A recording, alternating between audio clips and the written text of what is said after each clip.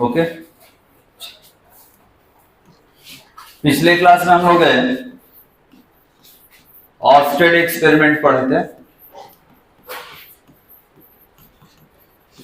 तो Oersted experiment में क्या हमने पढ़ा था कि जब किसी इलेक्ट्रिक सर्किट में करंट का फ्लो कराया जाता है और उसके नियरेस्ट में जो मैग्नेटिक नीडल होगा उसमें डिफ्लेक्शन आ जाता है। कहां पर? Along the direction of movement of electric current. और जैसे ही सेल का हम लोग पोलैरिटी चेंज करते हैं, पाथ में करंट का डायरेक्शन चेंज होता है और साथ में मैग्नेटिक नीडल का जो डिफ्लेक्शन होता है वो भी चेंज हो जाता है। That is called Oersted experiment. ठीक है, इसके बारे में हमने पिछले क्लास में पढ़ा था। आज हम लोग लिखेंगे मैग्नेटिक फील्ड के बारे में। हेडिंग दिया जाए मैग्नेटिक फील्ड।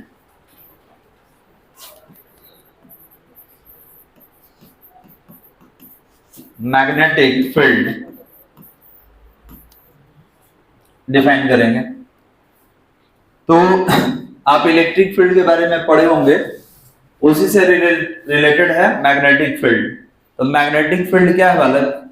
तो जैसे इलेक्ट्रिक फील्ड को हमने डिफाइन किया था कि इलेक्ट्रिक फील्ड क्या है, तो इट इज द एरिया और space around the source charge in which a testing charge can be influence electric force. और टेस्ट चार्ज को आप पॉइंट चार्ज से भी रिप्लेस कर सकते हैं। तो मैग्नेटिक फील्ड क्या होगा?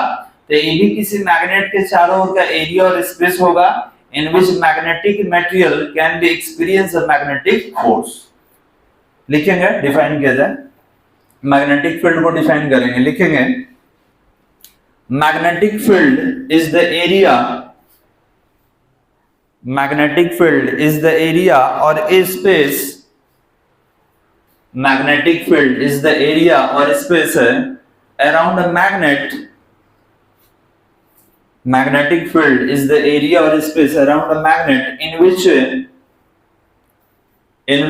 magnetic force can be experienced, in which magnetic force can be experienced by,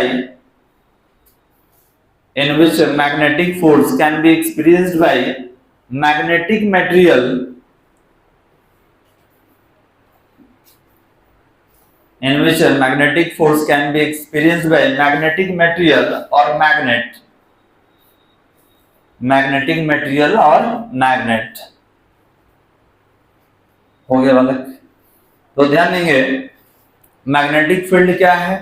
तो किसी मैग्नेटिक सब्सटेंस के चारों ओर का एरिया और स्पेस है जहां पर मैग्नेटिक मटेरियल या कोई मैग्नेटिक सब्सटेंस अपने ऊपर फोर्स एक्सपीरियंस करता है। जैसे वी कंसीडर अ मैग्नेट और ये इसका एरिया है। तो इस एरिया में अगर कोई दूसरा मैग्नेटिक मटेरियल आ जाता है, जैसे कोबाल्ट है, निकेल है, आयरन है, कोई मैग्नेटिक सब्सटेंस आ गया या कोई मैग्नेट आ गया, तो एक फील्ड उस पर क्या करेगा? फोर्स एक्सर्ट करेगा, फोर्स लगाएगा। अब ध्यान देंगे, सवाल ये है कि सर किसको मैग्नेटिक मटेरियल कहिएगा? तो आगे चल के जब मैग्नेटिज्म हम लोग पढ़ेंगे तो अलग अलग मेटल से अलग अलग टाइप का मैग्नेट बनाया जाता है। किसी का स्ट्रेंथ कम होता है, किसी का स्ट्रेंथ ज्यादा होता है। आप डाईमैग्नेटिक सब्सटेंस पढ़ेंगे, पैरामैग्नेटिक पढ़ेंगे, फेरोमैग्नेटिक पढ़ेंगे। तो याद ये रखना होगा कि हम लोग जो स्टेबल मैग्नेट बनाते हैं वो बनाते हैं कोबाल्ट से, निकेल से। ठीक है, इससे स्टेबल बनता है, इसको फेरोमैग्नेटिक मटेरियल भी कहा जाता है। तो याद रखेंगे मैग्नेटिक फील्ड में अगर कोई आप मैग्नेट रख दीजिए या मैग्नेटिक सब्सटेंस रख दीजिए, ये टोटल फील्ड उस पर क्या करेगा? फोर्स एक्सर्ट करेगा। ठीक है, टोटल फील्ड उस पर फोर्स अप्लाई करता है। ठीक है, तो that field is called magnetic field. और ये फोर्स कहां लगाएगा? तो फील्ड के अंदर ही फोर्स लगाता है। कोई दिक्कत बालक? पैराग्राफ चेंज करके लिखेंगे, पैराग्राफ चेंज करके लिखा जाए earth behaves as a magnet, earth behaves as a magnet, earth behaves as a magnet, it having a magnetic field, it having a magnetic field, it having a magnetic field हो गया along along north pole to south pole, along north pole to south pole, along north pole to south pole। इसी में आगे लिखना होगा a freely suspended magnetic needle, इसे में लिखेंगे आगे a freely suspended magnetic needle। Compass में जो मैग्नेटिक नीडल होता है वो फ्रीली ही होता है। a freely suspended magnetic needle, a freely suspended magnetic needle always in rest, always in rest along north and south direction,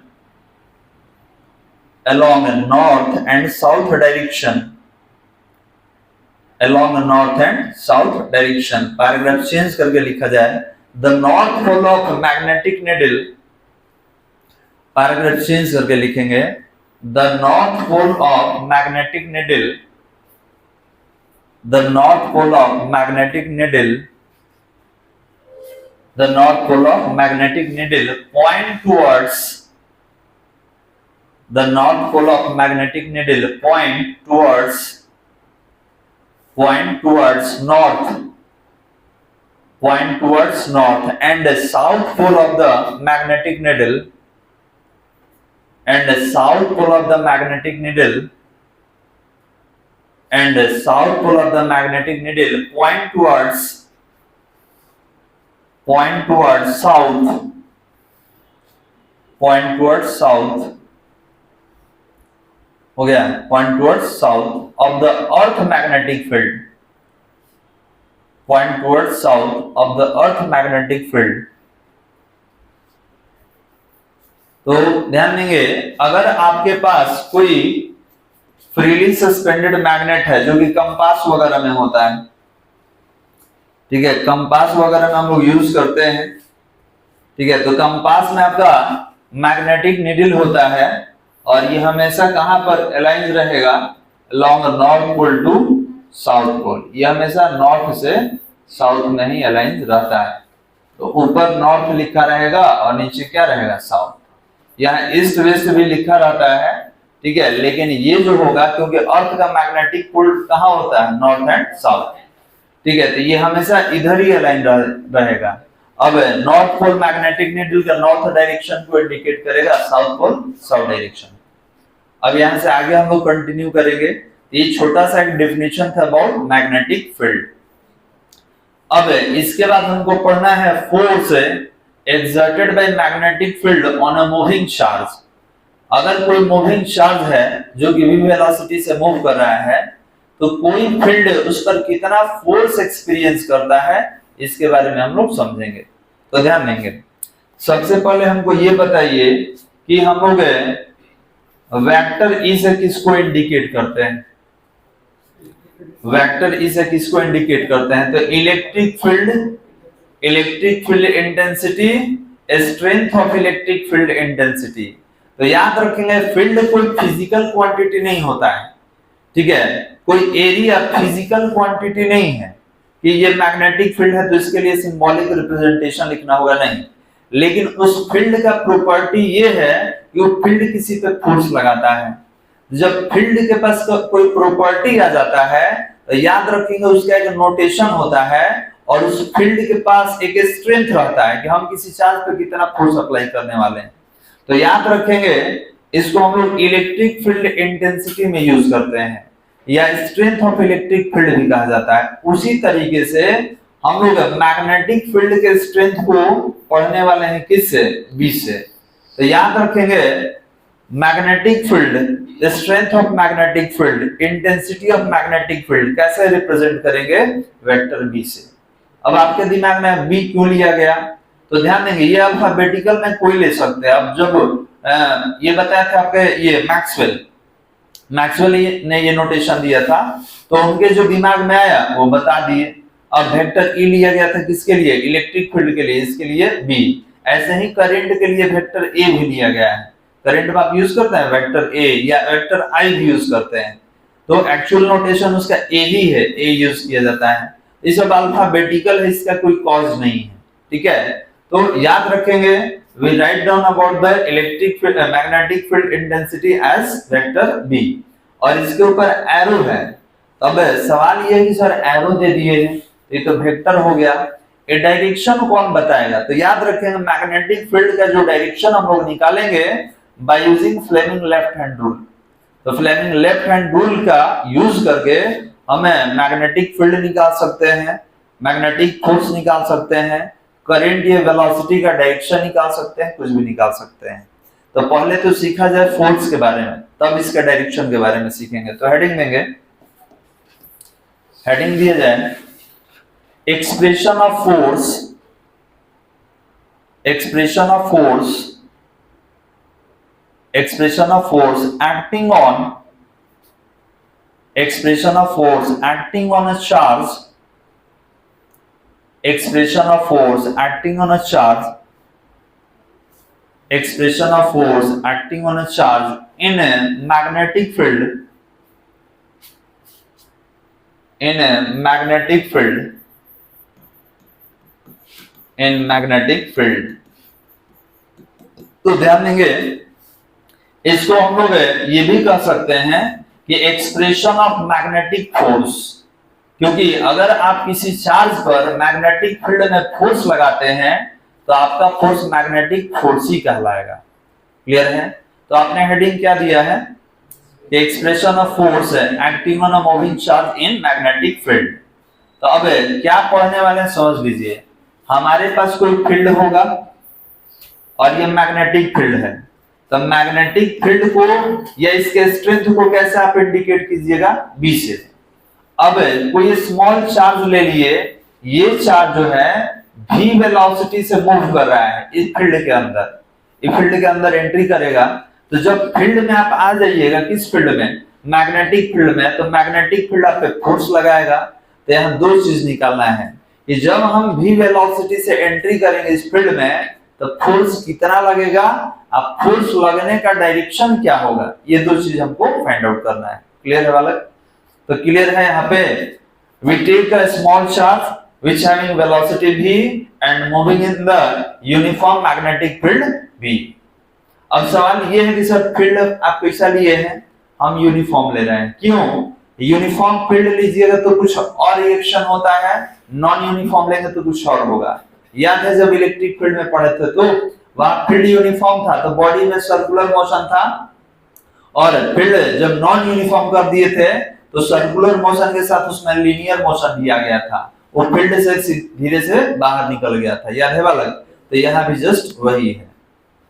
चलिए लिखा जाए, लैंग्वेज थोड़ा सा लिखेंगे। Let us consider a small charge, let us consider a small charge q, let us consider a small charge q, a small charge q which is moving with velocity, a small charge q which is moving with velocity v, which is moving with velocity v, which is moving with velocity v in the magnetic field, which is moving with velocity v in magnetic field b, vector के साथ in magnetic field b। तो v velocity से कहां move कर रहा है? तो magnetic field में जिसका स्ट्रेंथ कितना है? b। एंड इसी में आगे लिखेंगे and velocity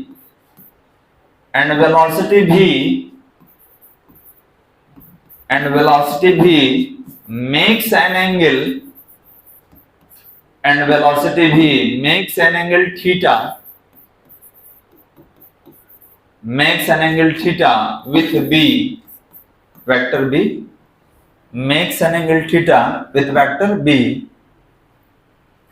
with vector b, then the charge will experience, then the charge will experience a force, then the charge will experience a force which is given by experience of force which is given by, और dash दे दीजिए, हो गया बालक, अब रुक जाइए। क्या क्या आप लिखे हैं, तो कोई चार्ज किसी फील्ड में एंटर किया है, ठीक है, उस पर फोर्स लगा है और V और B के बीच एंगल कितना है, थीटा। तो देखिए, तो यहाँ पे एक चार्ज ले लेते हैं और ये मैग्नेटिक फील्ड में है, फील्ड का डायरेक्शन इधर हो जाएगा, मैग्नेटिक फील्ड स्ट्रेंथ हो गया, और ये आपका V वेलोसिटी हो गया, दोनों वेक्टर है और दोनों के बीच एंगल कितना है, थीटा। अभी आपने लैंग्वेज लिखा है। अब इस पर फोर्स लग रहा है, तो इस पर जो फोर्स का डायरेक्शन होगा जस्ट परपेंडिकुलर होगा, that is called magnetic force, that is called magnetic force. यही फोर्स हम लोग निकालने वाले हैं बालक, यही फोर्स हमको निकालना है, क्लियर है। तो अभी फोर्स का डायरेक्शन क्या होगा, ये तो फ्लेमिंग लेफ्ट हैंड रूल से हम लोग निकाल सकते हैं या राइट हैंड थंब रूल से भी आप निकाल सकते हैं। तो यहाँ पर हमने देखा कि कोई चार्ज है जो कि मैग्नेटिक फील्ड बी में v वेलोसिटी से मूव कर रहा है, और दोनों के बीच एंगल कितना है, थीटा। और याद रखेंगे ये जो फोर्स लगता है, फोर्स का जो डायरेक्शन होगा दोनों पे परपेंडिकुलर होगा। इसका मतलब ये है कि अगर आपका, ध्यान देंगे, अगर आपका एक B होगा एक V होगा, अगर ये B है ये V है, तो F दोनों पर परपेंडिकुलर होना चाहिए, B पर भी और V पर भी। कोई दिक्कत बालक, ठीक है। तो अब ये क्या है, इसका डायरेक्शन, फोर्स का डायरेक्शन ये हो गया, ठीक है। अगर कहीं कहीं ये भी लिखा जाता है V हटाएगा तो यहाँ I ले लेंगे, क्योंकि ये करंट के वेलोसिटी का डायरेक्शन है। चार्ज जब मूव करता है सर्किट में तो करंट बनता है, तो अगर मूव करेगा v वेलोसिटी में तो जिधर मूव करेगा उधर ही करंट का डायरेक्शन होगा। तो अगर इसको हटाना होगा तो इसके जगह पे हम लोग I यूज करते हैं। कोई दिक्कत बालक? तो याद रखेंगे B और V, इनके बीच जो भी एंगल होगा इन दोनों पर कौन परपेंडिकुलर होगा, F। ये दोनों पे परपेंडिकुलर होता है, ठीक है। कहां पर, along the velocity along the magnetic field intensity, और ये दोनों भी आपस में क्या होगा, परपेंडिकुलर ही होगा। चलिए इसको हमको प्रूव करना है। तो ध्यान देंगे, आप बोल सकते हैं कि सर ये B हो गया, ये B हो गया, ये आपका फोर्स हो गया, फोर्स का डायरेक्शन। अब यहां पर लिख सकते हैं कि magnetic force that is proportional to charge. इसका मतलब ये है कि चार्ज का स्ट्रेंथ कम रहेगा या अमाउंट कम रहेगा तो कम फोर्स लगाना होगा, चार्ज के अमाउंट या स्ट्रेंथ ज्यादा रहेगा तो ज्यादा फोर्स लगाना होगा। फिर FB that is proportional to velocity of the charge, ये वेलोसिटी के प्रोपोर्शनल होता है। इसका मतलब ये है कि वेलोसिटी ज्यादा तो उसको रोकने के लिए, मैग्नेटिक फील्ड अप्लाई करने के लिए फोर्स का स्ट्रेंथ ज्यादा होना चाहिए, वेलोसिटी कम रहेगा तो कम फोर्स लगाएंगे। इसके बाद third FB that is proportional to B, अगर मैग्नेटिक फील्ड का स्ट्रेंथ ज्यादा है तो ज्यादा फोर्स लगेगा, अगर मैग्नेटिक फील्ड का स्ट्रेंथ कम है तो कम फोर्स लगेगा। मतलब तीनों के साथ कौन सा रिलेशन, प्रोपोर्शनल का रिलेशन। अब सबको एक साथ कंबाइंड कर दिया जाए तो FB that is proportional to Q, V और B। ये वेक्टर है तो इस पे हम एरो यूज करेंगे। अब ये प्रोपोर्शनल का जब सिंबल हटाते हैं वी यूज अ कांस्टेंट, यहां पर हम लोग एक कांस्टेंट यूज करने वाले हैं K, और ये हो गया Q, और यहाँ पर V और ये B। अब सवाल ये है सर कांस्टेंट का वैल्यू क्या है, तो ये कांस्टेंट का वैल्यू हम लोग 1 ले लेते हैं। जब कोई गिवन वैल्यू नहीं जाएगा तो क्या करेंगे, 1 लेंगे। 1 लिया कैसे जाता है, ध्यान देंगे, जब K निकालिएगा तो क्या होगा, FB अपॉन QVB। तो ये 1 आया कैसे, तो हम लोग सब एक एक यूनिट के लिए काउंट कर लेते हैं कि यूनिट चार्ज का वेलोसिटी 1 मीटर पर सेकंड स्क्वायर है, मैग्नेटिक फील्ड का स्ट्रेंथ 1 टेस्ला है, इस पर 1 न्यूटन का फोर्स लगा। तो जब सारा 1/1 हो जाएगा तो वैल्यू कितना हो जाता है, 1। मतलब सारा काउंटिंग हम लोग यूनिट के लिए करते हैं। तो याद रखिएगा ये K का वैल्यू जनरली हम लोग 1 से रिप्लेस कर देते हैं। ये वैल्यू इसमें रखिए तो FB कितना होगा, तो that is QV cross B। अब सवाल ये है कि सर यहाँ पे क्रॉस क्यों दे दिया गया, हमको ये बताइए 11th में एक टॉपिक पढ़ना था क्रॉस प्रोडक्ट, ठीक है, वेक्टर आपका प्रोडक्ट ऑफ वेक्टर में पढ़ना था, एक डॉट प्रोडक्ट था, एक क्रॉस प्रोडक्ट था। तो यहाँ पर आप देख सकते हैं डॉट प्रोडक्ट के बारे में ध्यान देंगे, इसके ऊपर भी एरो है, इसके भी ऊपर एरो है, और ये दोनों का प्रोडक्ट है, अब प्रोडक्ट के रिजल्ट पे भी एरो है। तो याद रखेंगे दो वेक्टर का प्रोडक्ट जब वेक्टर होगा इसको कैसे रिप्रेजेंट करेंगे, क्रॉस से। और इसके ऊपर अगर एरो नहीं रहता तो यहाँ क्या लिखते हैं, हम डॉट लिखते हैं। तो डॉट का जो रिजल्ट होता है वो स्केलर होता है, और क्रॉस का रिजल्ट होता है वो क्या होता है, वेक्टर। जैसे अगर जो नहीं पढ़े होंगे उनके लिए बता रहे हैं कि अगर हमने लिखा ए वेक्टर बी और रिजल्ट पे हमने एरो दे दिया तो देने का मतलब ये वेक्टर हो गया, और वेक्टर जब ई होगा तो बीच में क्या होगा, क्रॉस। लेकिन अगर ये ए और बी है और यहां पर आर लिखा गया,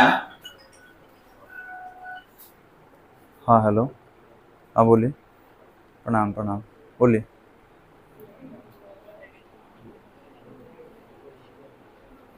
हाँ 7 बजे 8 बजे, ठीक है, हाँ 7 बजे और 8 बजे, 8 बजे आइएगा तो बेहतर है। हाँ बोलो क्या कह रहा है। 7 बजे रेगुलर चल रहा है और 8 बजे अल्टरनेट में है, ठीक है। कल जो होगा नया चैप्टर चालू होगा 8 बजे वाले में।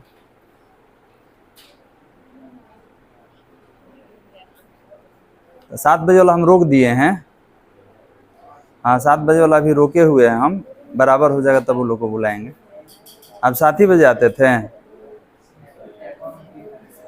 10 बजे आते थे, हाँ तो 7 या आप 8 किसी में आ सकते हैं। 8 बजे नया चैप्टर चालू होगा, ठीक। टाइम चेंज होने से बहुत ज्यादा कंफ्यूजन हो गया है।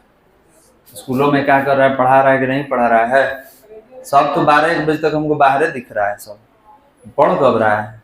10 बजे जाता है, 1 बजे बाहर दिखता है, ठीक है। तो क्लास करता कब, हाजिरी बना के क्या गुजर रहा है क्या जी, सब जाते हैं तो ये नहीं कि पढ़े, ठीक है, पढ़ाई नहीं होता है। तो घर से कॉपी लेके जा रहे हैं ना जी, अपना असाइनमेंट निकाल के बनाइए, है ना, या जो टीचर हैं उनसे आप बोलिए कि सर पढ़ाइए। चलिए अच्छा ये हो जाएगा, उसके बाद बात करेंगे। चलिए देखिए इधर जो भी है सामने देखिए, अभी तो पढ़ाई हो रहा है ना, सामने देखिए, ध्यान देंगे। ये हम इसलिए बता रहे हैं क्योंकि अभी बहुत सारा वेक्टर का प्रॉपर्टीज आपको पढ़ना है, तो देख लीजिए, हो सकता है बहुत बच्चे 11th में नहीं भी पढ़े हैं। तो यहाँ पर अगर वेक्टर है तो याद रखिए बीच में आपको क्रॉस देना है, और इस पर वेक्टर दिख रहा है नहीं तो ये स्केलर प्रोडक्ट है, तो बीच में क्या होगा, डॉट। अब याद रखेंगे इसका जो फॉर्मूला होता है, अगर आप पढ़े हो तो बेहतर है, इसका जो फॉर्मूला होता है ए क्रॉस बी का, ये होता है ए बी साइन थीटा, और डॉट वाले का होता है A B cos theta, A B cos theta. Clear है। तो अभी बताइए कि यहां पर अभी जो हमने बनाया है ये किस फॉर्म में है, तो ये वेक्टर फॉर्म में है, ये अभी वेक्टर फॉर्म में है। और जब मैग्नीट्यूड के फॉर्म में लिखेंगे तब किसको लेके आएंगे, साइन थीटा को लेके आएंगे। तो इसको इक्वेशन कितना दिया जाए बालक, फर्स्ट। तो आप सबसे पहले डायग्राम बना लीजिए और डायग्राम के नीचे ये सारा लिखना शुरू करेंगे आप।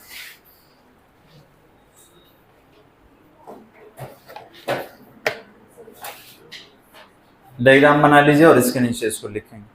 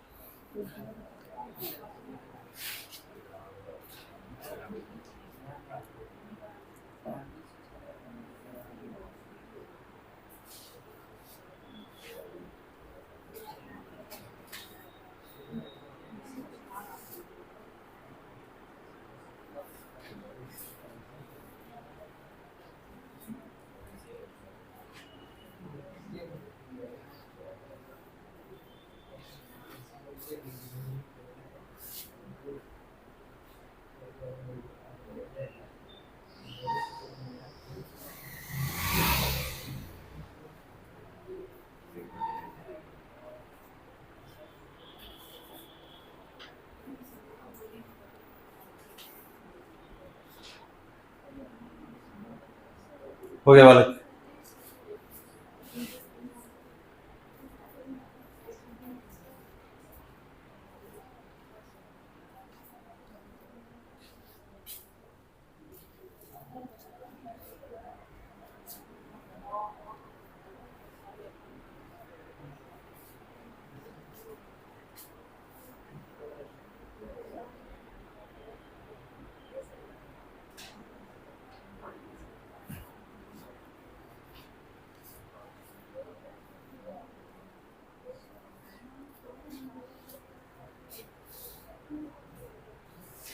चलिए लिख ले, लिखेंगे equation number 1। Equation number 1 is the vector form of, equation number 1 is the vector form of magnetic force. Equation number 1 is the vector form of magnetic force. हो गया बालक। अब इसको मैग्नीट्यूड के फॉर्म में लिखेंगे, पैराग्राफ चेंज करके लिखा जाए magnetic force in the form of magnitude, magnetic force in the form of magnitude. तो बताइए क्रॉस किस में टूटता है, डैश दे दीजिएगा। Magnetic force in the form of magnitude, cross किस में, साइन में। तो यहां पर कितना लिखेंगे, F B equal to Q V B sine theta. ये थीटा क्या है, बिटवीन भी एंड बी, दोनों के बीच का एंगल है। अभी लिखे भी थे कि V makes an angle theta with the B. तो याद रखेंगे ये थीटा क्या है, तो भी और बी के बीच का एंगल है। इसको इक्वेशन कितना देंगे, सेकंड, लिखा जाए। तो ये रहा F B equal to Q V B sine theta. Theta किसके बीच का एंगल होगा, तो बिटवीन भी and B.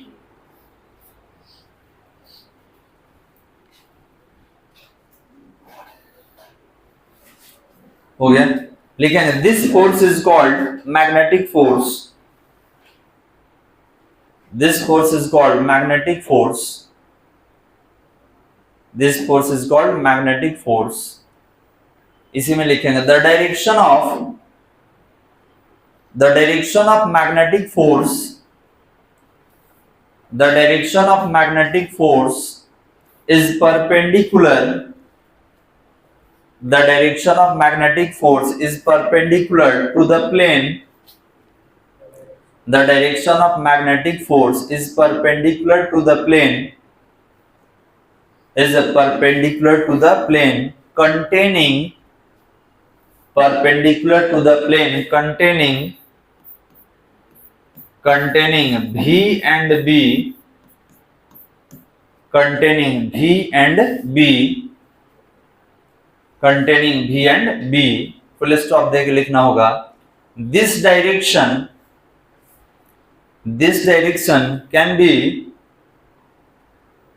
this direction can be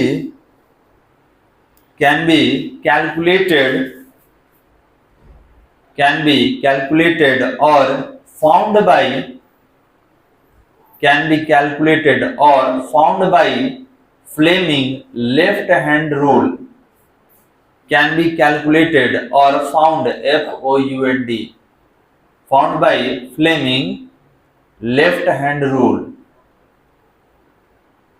दिख रहा है, चलिए तो उसी के बारे में पढ़ना होगा, लेकिन उससे पहले कुछ नोट है बालक, ध्यान देंगे। तो फोर्स तो आप निकाल लीजिएगा, और फोर्स का डायरेक्शन कौन बताएगा, फ्लेमिंग लेफ्ट हैंड रूल। हमको ये बताइए कि फोर्स मैक्सिमम कब होगा और मिनिमम कब होगा। तो आप बोलेंगे फोर्स मैक्सिमम और मिनिमम ये डिपेंड करेगा किस पर, थीटा पर। जब थीटा मैक्सिमम होगा फोर्स मैक्सिमम होगा, जब थीटा मिनिमम होगा फोर्स मिनिमम होगा। क्लियर है बालक। तो ये बताइए कि साइन कितना पर मैक्सिमम होता है, 90 पर। तो 90 पर मैक्सिमम हो जाएगा। साइन मिनिमम कितना पर होगा, 0 पर। तो 0 पर मिनिमम फोर्स होगा। अब हो सकता है आपको नहीं समझ में आता हो, इसको थोड़ा सा हम प्रैक्टिकली वेरीफाइड कर दे रहे हैं। ठीक है, इसको थोड़ा सा प्रैक्टिकली वेरीफाइड कर रहे हैं, समझिएगा। चलिए तो समझने के लिए एक एग्जांपल क्रिएट करेंगे आप ही सारा बताइएगा कब मैक्सिमम कब मिनिमम। तो याद कीजिए 11th जब हम लोग इसके पहले वाला चैप्टर इलेक्ट्रिक फील्ड वाला पढ़ रहे थे तो उसमें था इलेक्ट्रिक फील्ड लाइंस, याद है। तो यहाँ पर मैग्नेट अगर रहेगा तो मैग्नेट से क्या निकलता होगा, मैग्नेटिक फील्ड लाइंस। तो हमने बोला कि एक स्टैंड फैन ले लिया जाए और उसको ऑन कर दिया जाए, तो उसका फैन का डायरेक्शन किसी पर्टिकुलर, फैन का जो फ्लो होगा किसी पर्टिकुलर डायरेक्शन में होगा, उसका हवा निकलेगा एक डायरेक्शन में। तो हमने बोला कि फैन से जो एयर निकल रहा है उसको आप नाम दे दीजिए मैग्नेटिक फील्ड लाइंस का, कोई दिक्कत वाला। और जितना एरिया में निकलेगा उसको हम क्या बोलेंगे, मैग्नेटिक फील्ड बोलेंगे, ठीक है। जितना एरिया में वो हवा पास करेगा उस सब एरिया का नाम क्या दे दिया जाए, मैग्नेटिक फील्ड, कोई दिक्कत। तो हम मैग्नेट किसको बना दिए, फैन को, और उससे क्या निकल रहा है, हवा, हवा का नाम क्या दे दिए, मैग्नेटिक फील्ड लाइंस। और जितना एरिया में जा रहा है उसका नाम क्या होगा, मैग्नेटिक फील्ड। क्लियर है।